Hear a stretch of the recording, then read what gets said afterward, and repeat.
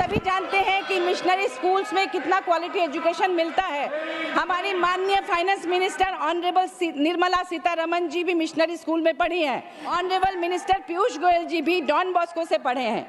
आप लोगों में से बहुत सारे लोग वहां से पढ़कर आज इस लायक बने हैं कि हम सब यहाँ बैठ पाए हैं। ऐसे में मैं अनुरोध करूंगी कि ईसाई मिशनरियों के लिए जो एफसीआर आपने बंद किए हैं, जो प्रतिष्ठित शिक्षण संस्थान वो चला नहीं पा रहे हैं, उनके लिए पुनर्विचार किया जाए और जो बंद एफसीआर हैं उनको देकर, क्योंकि वहाँ हिंदू और अन्य सभी जाति धर्म के बच्चे पढ़ते हैं, वहाँ कोई भेदभाव नहीं होता। आप पास होंगे, आपको जॉब पर रखा जाएगा यीशु मसीह के नाम में। आपका फेवर होगा इस साल में यीशु मसीह के नाम में। जो अब तक मां नहीं बनी है उनके लिए खुशखबरी है। क्या आप ताड़ी बजा सकते हैं? यस। जो मां नहीं बन पा रही है उनके लिए खुशखबरी है। पवित्र आत्मा मुझे कह रहा है जो बाप नहीं बन पा रहा है उनके लिए खुशखबरी है। जिन माओं ने अपने बच्चों का सुख नहीं देखा उनके लिए गुड न्यूज है, वो सुख देखने वाली है। परमेश्वर ने कहा कि ए नारी, उस समय में वो चिंता कर रही थी और वो क्रूस पर था। उसने उस नारी की चिंता किया। भविष्यवाणी उन लोगों के लिए जो इस समय यहाँ पर खड़े हैं। और प्रभु ने मेरे को एक ड्रीम दिखाया। कल रात के एक ड्रीम देखा मैंने जिसमें यूपी के योगी सीएम, उनसे पद ले लिया गया। उनके जीवन में कोई बड़ा खतरे का संकेत मैंने देखा, लेकिन वो उसने ऊपर की तरफ देखा, भगवान को याद किया और वो बच गया। मैंने कुछ ऐसा देखा। और मैंने एक ड्रीम देखा, काले कपड़े वाले ने आकर उसको पीएम की गद्दी पर बिठा दिया, मोदी को हटा दिया। मुझे नहीं पता क्या है ये, लेकिन आपको पता है, आप समझदार हैं। लेकिन परमेश्वर की आत्मा ने बताया कि इसका मतलब कोई खतरा है उनकी लाइफ में। लेकिन बहुत सारे लोग अपने नेताओं के लिए, अपने लोगों के लिए प्रार्थना करें। परमेश्वर चाहता है, चाहे किसी ने आपको दुख दिया है। कुछ क्रिश्चियन लोग बोलते हैं कि उन्होंने हमें दुख दिया है। मैं कह रहा हूं ठीक है, दिया होगा, लेकिन परमेश्वर अब आपका फेवर करेगा यीशु मसीह के नाम में। मैं कह रहा हूं जगह जगह फेवर होना स्टार्ट होगा मसीह लोगों का। अब से आप ऊंचे किए जाएंगे। 2025 में कनाडा का बुरा हाल होगा, यूएसए का शांति का माहौल बिगड़ जाएगा। मैंने फिर एक ड्रीम देखा कि ट्रंप के लिए नगाड़े बज रहे हैं, वो जीत रहे हैं, लेकिन वो अपनी सोच और शक्ति को खो बैठा, बीमार पड़ गया। मैंने ऐसे देखा, लेकिन परमेश्वर ने कहा कि प्रार्थना करो उस व्यक्ति के लिए। मैं देख रहा था कि अब 3 महीने के बाद परमाणु बम जैसी स्थिति गिरने वाली हर देशों में हो जाएगी। लोग भूखे मरेंगे, प्रॉब्लम आएंगी, समस्या आएंगी। लेकिन एक प्लेन मैंने कहा था कि गिरेगा, और मैंने कहा था कि एक प्लेन, आप सुनेंगे सफर को, जब भी सफर करें बाहर जाने के लिए तो आप प्रार्थना करके करें। और आपने सुना होगा न्यूज में कि जितने भी प्लेन थे, जितने भी प्लेन, उनकी टेक्निक खराब हो गई और वो सब के सब आसमान में एक नहीं, जितने भी प्लेन उड़ रहे थे, चाहे वो 100 चाहे वो 200, सब आसमान में उड़ते रहे। नीचे आने का कोई उनको टाइम नहीं मिला। उनकी टेक्निक खराब हो गई, उनको रास्ता नहीं मिला। लेकिन जब लोगों ने प्रार्थना की, सबको जय मसीह की। सब फिट है और सब अच्छे हैं। परमेश्वर की दया हम पर भरपूर है।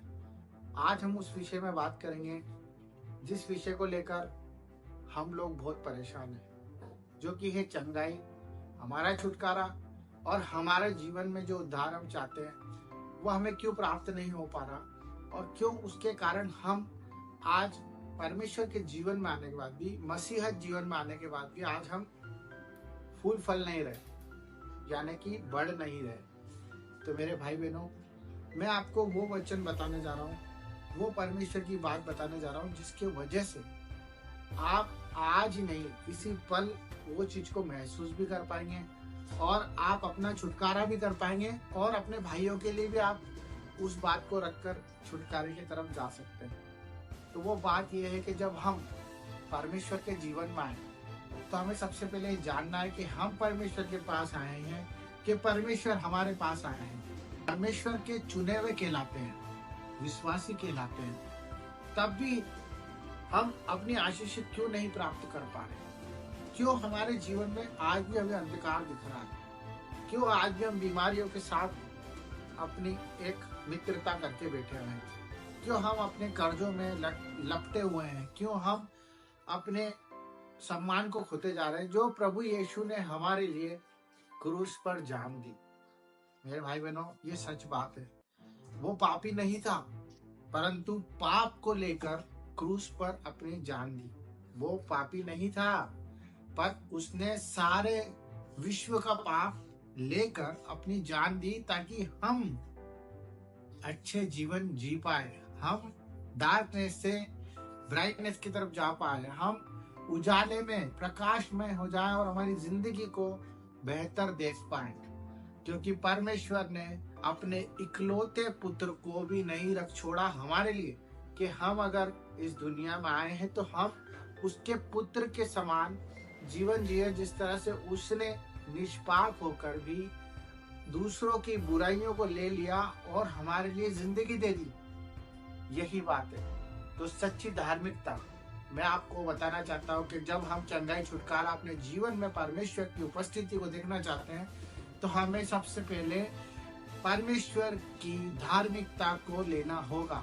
धार्मिकता ये नहीं है कि हम किसी के लिए मदद कर रहे हैं, किसी को पैसा दे रहे हैं, चैरिटी कर रहे हैं, या रेगुलर चर्च जा रहे हैं, या हम एनीवे परमेश्वर को दिखाने के लिए या किसी और को दिखाने के लिए काम कर रहे हैं। धार्मिकता वो है जो प्रभु यीशु को ग्रहण करती है, उसके उस बलिदान को यकीन करती है और विश्वास के साथ ये मानती है कि हाँ, जो उसने कलवरी के क्रूस पर लहू बहाया है वो मेरे पापों के लिए है, मेरे गुनाहों के लिए। अगर आपने ये स्वीकार कर लिया तो ये सब कुछ आपके लिए इस दुनिया में आसान हो जाएगा। आपकी सारी परेशानी, कर्ज, रोग, बीमारी आपसे दूर भाग जाएगी, क्योंकि आपने उसकी धार्मिकता को पहन लिया, क्योंकि उसने आपकी पापों को ग्रहण कर लिया।